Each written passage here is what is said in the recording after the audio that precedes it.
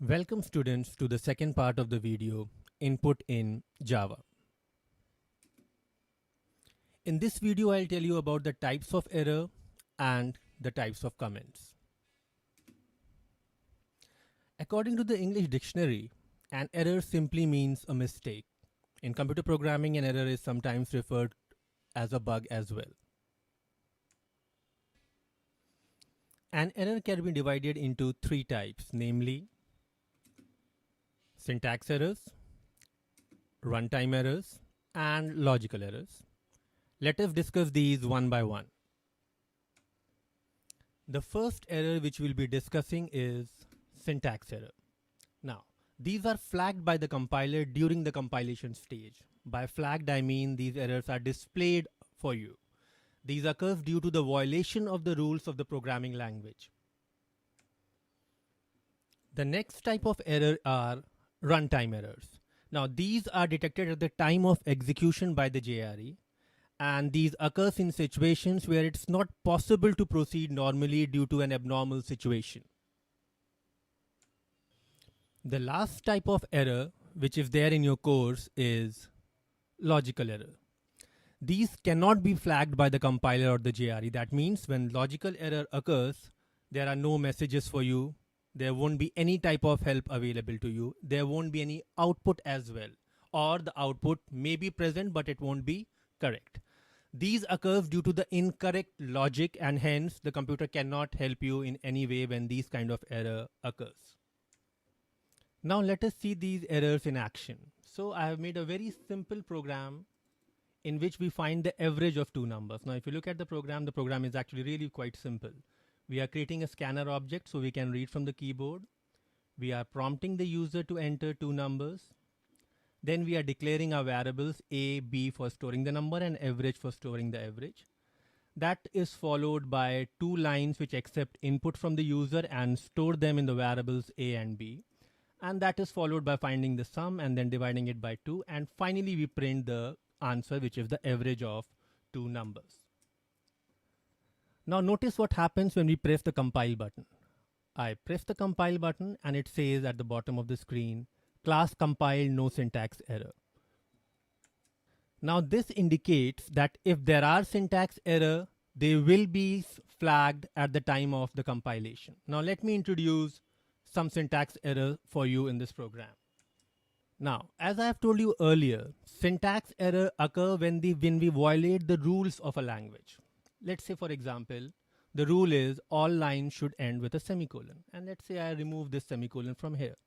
Now, if I compile the program, it says errors found in class. And if we point to this red underlined character, it says semicolon expected. That is the rule which we are violating, and hence we are getting an error. To correct this error, we'll simply introduce the semicolon back again. Another common source of syntax error are spelling mistakes. Like for example, scanner, the spelling is SCANNER. If by mistake I type it as scanners and then I compile the program, see what happens. Again, errors found in class, and if I point over here, cannot find symbol class scanners. That means I have misspelled the word scanners. So if I correct it and I again compile it, again no syntax error. Now let us move to runtime errors. Now runtime errors, as the name suggests, occurs at the time of running of a program. That means there is no violation of any rules of the language and the program will compile. Like for example, right now our program is correct. If I compile it, the program will compile.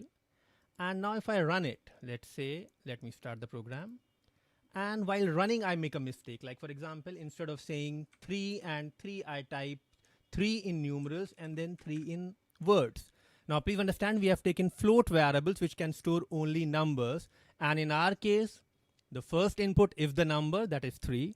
But the second input, THREE, is a string and it's not a number. So when we press enter, there you are.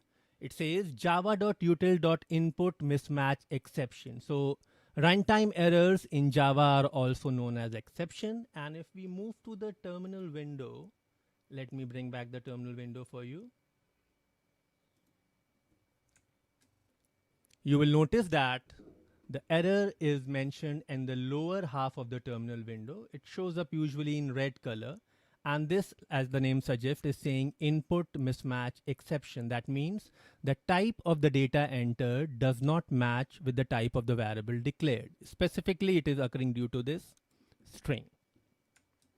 The important point to notice in this is that the error is occurring at the time of execution, not at the time of compilation. Now let us move to the last type of error, which is logical errors. And as I've told you earlier, these cannot be flagged by the compiler or the JRE. And these occurs due to the error in the logic. Like for example, in this average program, if I forget to give this parenthesis. Now please note, this is not the correct way of finding the average. Why? Because computer will first divide B by 2 and then it will add it to A, instead of first adding A and B and then dividing by 2. Now what happens in this case is, if I compile, the program will compile. Why? Because there is no violation of any rule. But if I run the program, let me give a very simple input, let's say 3 and 3. Now the answer should be 3 plus 3 equal to 6, 6 divided by 2 equal to 3. But when I press enter, it says average is 4.5. Now, the logic is wrong. We are first dividing and then we are adding, and hence we are getting an incorrect answer. But computer cannot know. Computer can never know these kind of things. It is the responsibility of the programmer to follow the specification. In this case, the specification was not followed. The specification was add the two numbers and then divide it by 2. What the program is doing is divide B by 2 and then add it to A, and hence you're getting the wrong answer. These are actually the most difficult type of errors to diagnose, because computer cannot tell you what the error is, where the error is, no hints. You just get the wrong answer. Now we'll discuss comments in Java. The Java comments are the statements that are not executed by the compiler and interpreter. The comments can be used to provide information or explanation about the variable, method, class, or any statement. It can also be used to hide program code. There are two types of comments in Java. Single line comments, which are preceded by 2 forward slashes, and multi-line comments, which are enclosed between slash asterisk and asterisk slash. As the name suggests, single line comments only go to a single line, and multi-line comments can span several lines if required. Now let us see comments in action. So again, back to our average program. Let's say I want to comment this program so that we can leave reminders for ourselves. For example, I can say over here that this is variable declaration.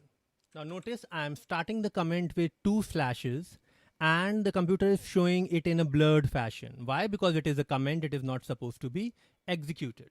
Similarly, I can say over here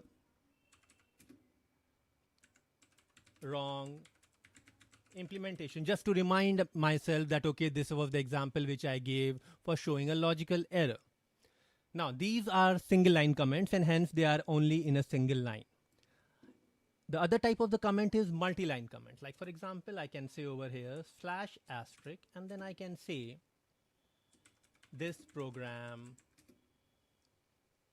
finds out the average of 2 floating point numbers.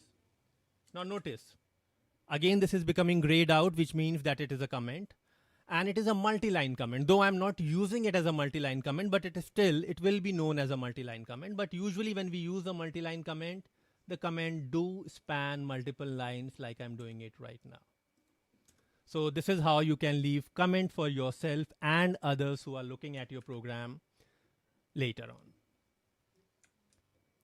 Now, comments are sometimes used to hide the code. Like for example, in this program, I don't want to remove this line about the wrong implementation. I want to just keep it as a reminder. So what I can do is I can say slash asterisk over here, and then after the line I say asterisk slash.